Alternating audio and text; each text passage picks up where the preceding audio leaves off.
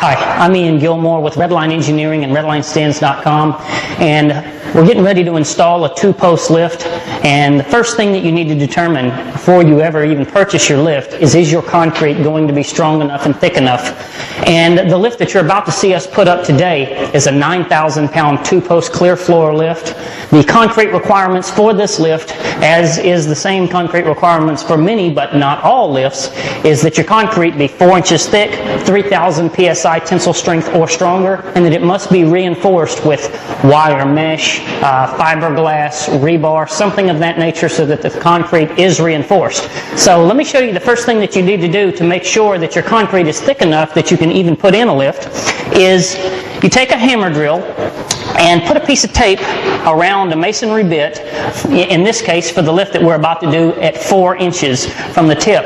And so I'm about to start drilling into the concrete, and you're going to feel if it were to hit dirt and go all the way through the slab before you made it to 4 inches, you would all of a sudden feel the hammer drill. It would sound different, it would feel different. Dirt would start coming up out of the hole instead of concrete dust. If that should happen, your concrete is not thick enough. So let's test this concrete here to see if that's the case.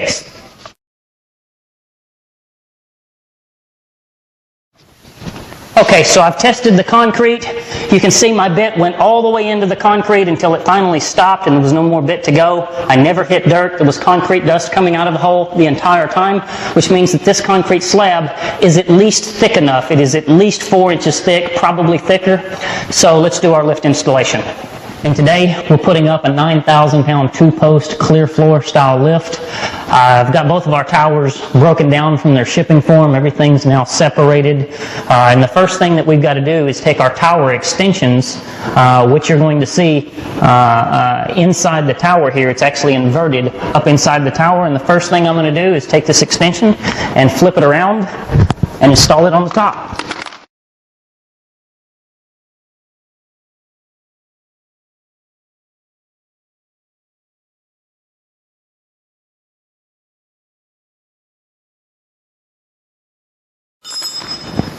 Okay, so now that I've got my tower extensions on, the reason I've done this down on the ground is because the last thing you want to do is stand up these towers and then try and haul these tower extensions up a ladder to bolt them onto the top of this tower while you're on a ladder.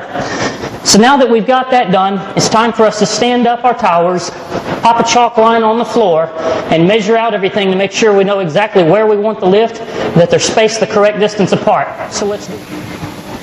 Okay, so now that we've got our tower extensions put on, now it's time to stand up the towers. I'm going to stand them up with 2 men, and then we're just going to kind of shimmy and walk the towers over to the general area where we want the lift to go.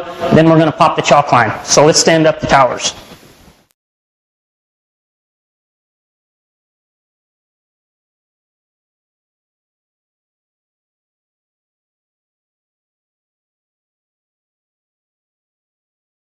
Now we're going to pop a chalk line.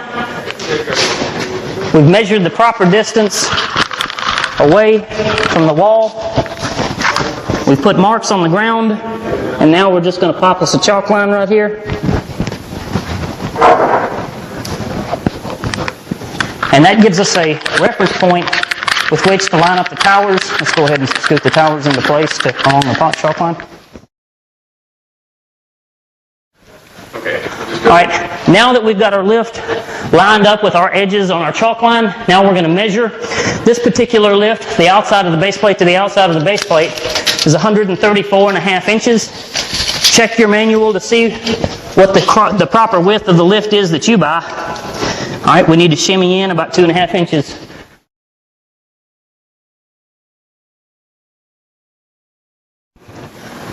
Okay, so now that we've got our towers lined up with our chalk line, they're spaced the correct distance apart, they're the proper distance inside the shop from each end in this case. The next thing to do is to put our bar across the top. And the first thing that we notice is this tower here is leaning way backwards because the concrete is not even close to level. And so if we were to carry that bar up there and try and put it in place right now, it wouldn't fit because the two towers are kind of doing like that thanks to the concrete not being level. So what we're going to do is just put a few dummy shims underneath it to lean the tower inward. Some more.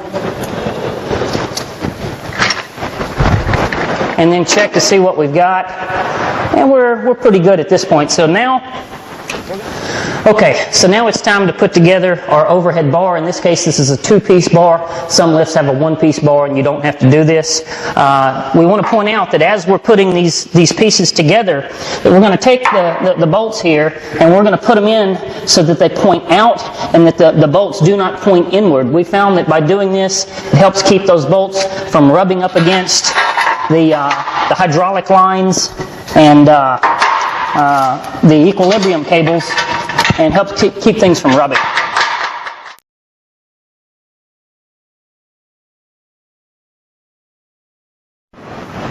Okay, so now we're ready to put our top crossbar in place. Be careful as you're doing this because the towers are not secured into concrete yet. They're not anchored into place. And so it's very easy for something to shimmy just a little bit and cause that top bar to fall if you don't get it set in place with bolts first. So just be careful as you're doing this. Make sure to do it with 2 people. Let's go ahead and do it.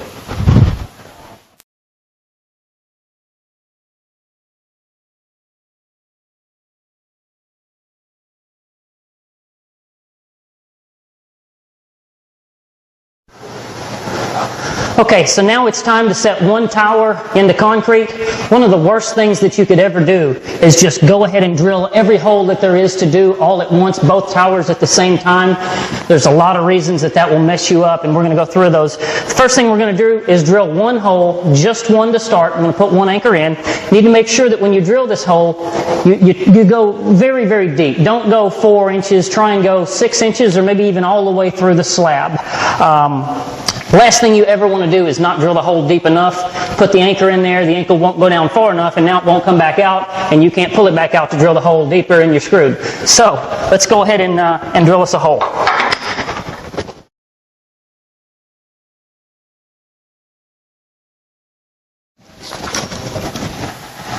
Okay, now we're going to blow the dust out of the hole.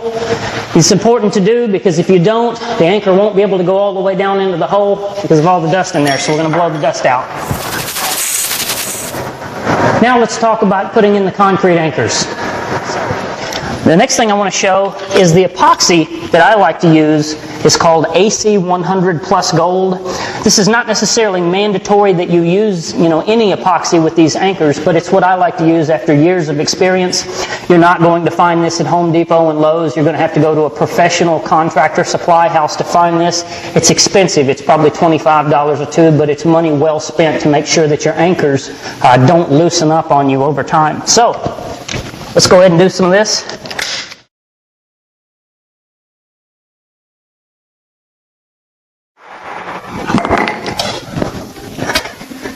Now, with the epoxy still wet, I'm going to go ahead and pull tight on the anchor so that it sets in place with the epoxy wet.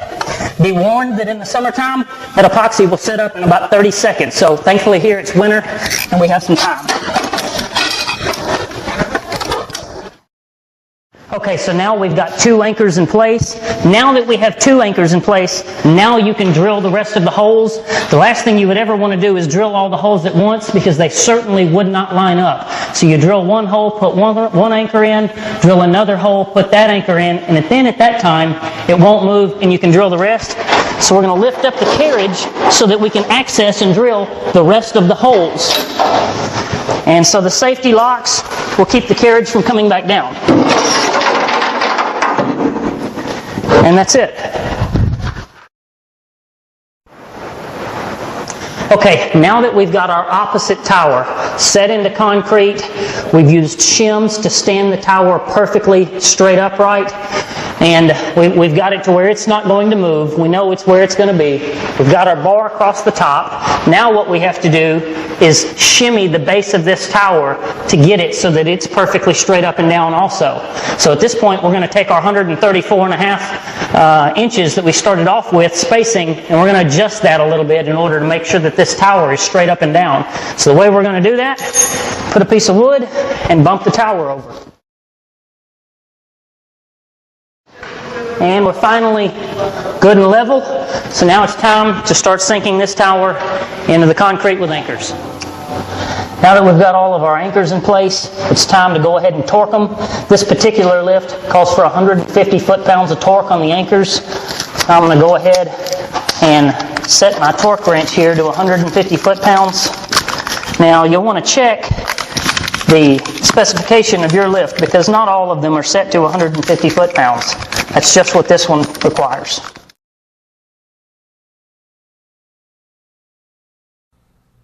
Be sure to apply Teflon tape to all hydraulic hoses as is done here. Route your hydraulic line through the supplied grommet and through the overhead bar. Now it's time to route the cables. Your instruction manual will show you how your cables are routed. This is real easy. They already come partially installed. And the first thing you want to notice here is that in this case, the cable is not over the pulley, so needs to be over the pulley. And then go ahead and pull it tight to where it's around the pulley. At that time, I'm going to take the end of the cable, move my ladder into place, and route it.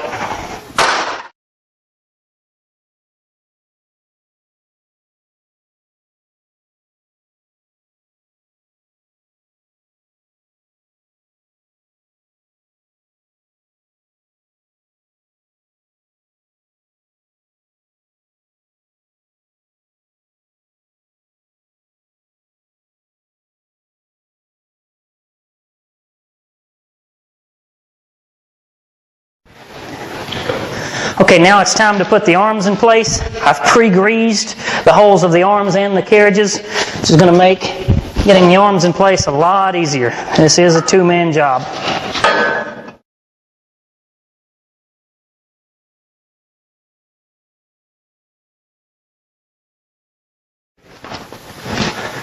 Now it's time for us to hang the power unit. One of the worst things that we see people try and do is to hang a power unit with just one person. If you drop the power unit, it's very easy to bust the pump or the reservoir and ruin the entire power unit. So make sure you do this with two men.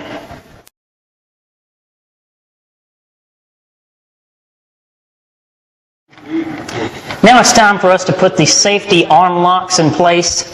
And this is very simple. You just pull off the spring and the washer, put it through like so, run it on down, and then I'm going to take the spring and the washer and put it on from the bottom, take the cotter pin, put it in place, bend the cotter pin. Okay, now, if you'll notice right here, this lock is not engaging, and so it has to be adjusted. So the first thing I'm going to do is I'm going to push up from the bottom, I'm going to spin the whole assembly down. And if you'll notice, you got a nut on the top right here, and as you tighten down on that nut, as you move this back and forth, you tighten down on the nut so it engages. So it's very simple, really. I like to do this with a flathead screwdriver that I'll go get, push it forward, tighten it in place, and it'll be good to go.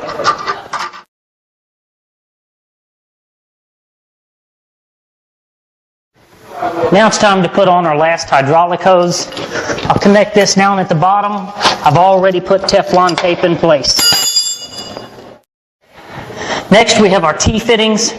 This is a T going into an adapter that we've already put together. You'll notice that there's Teflon tape already on everything. Screw this into place, into the power unit.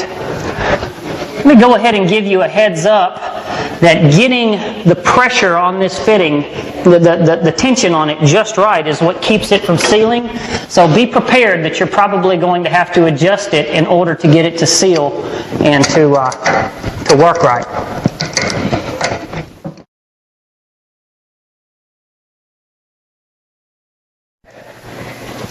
Next, we'll install these little clamps to the side of the towers. There's a few on each side. Basically, all they do is keep your hydraulic lines out of the way. Now it's time to go ahead and hook up the overhead safety cutoff. A lot of lifts have an overhead padded cutoff bar, but this one in particular has a safety cutoff cable. So it's real simple. All I'm going to do is take my stuff and hook it in place.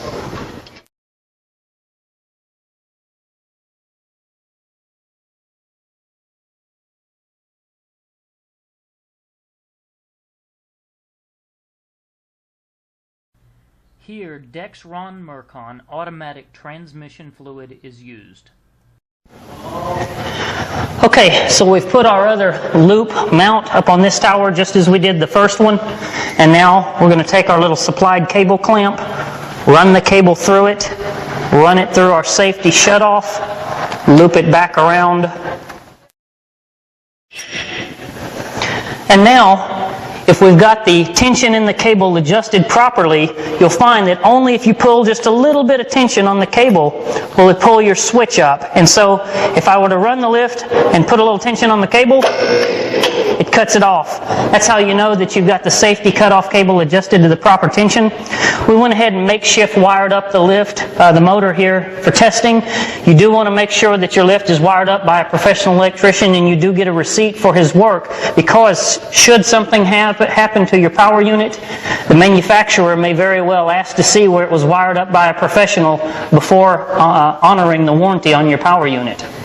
Okay, one of the most important pieces of preventative maintenance that you can do for your lift is to grease the insides of the towers. You've got plastic slider blocks up inside all four corners, and they serve for a bushing in between the carriage and the tower.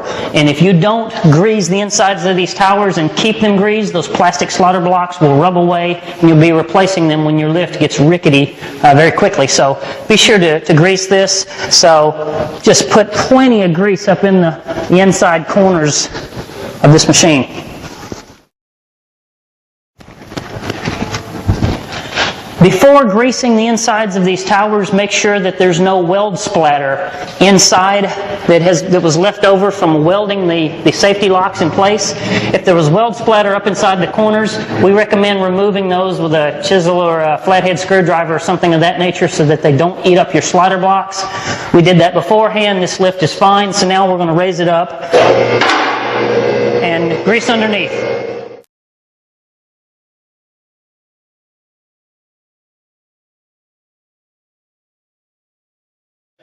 Okay, now it's time to adjust the equilibrium cables to make sure that the carriages from one side to the other are level as the car raises. Let me show you what it's doing right now prior to being adjusted.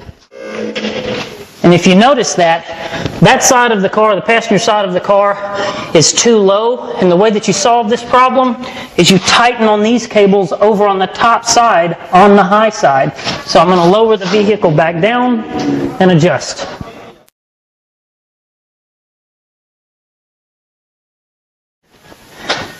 And that's all you have to do to adjust the cables to make sure that the carriages are level from side to side. It was just a simple adjustment. If I had gone too much or too little, you would adjust the cables again and repeat the process until you got it right. I just so happens I got it right the very first time. We appreciate you taking the time to watch our video. You can see all of the car lifts that we sell, including this 9,000-pound clear floor lift that we've installed today at our website, redlinestands.com. Thank you.